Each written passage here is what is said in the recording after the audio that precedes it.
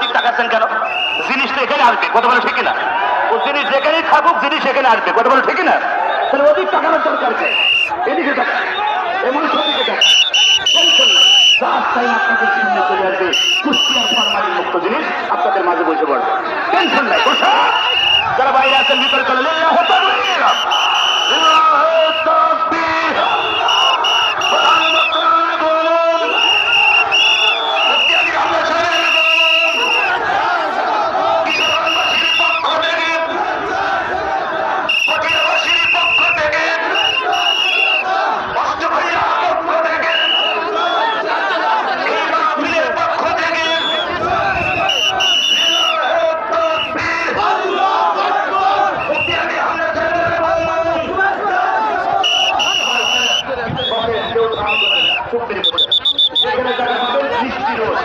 রোদের কোনো বেশি চাপ নাই, আছে কি?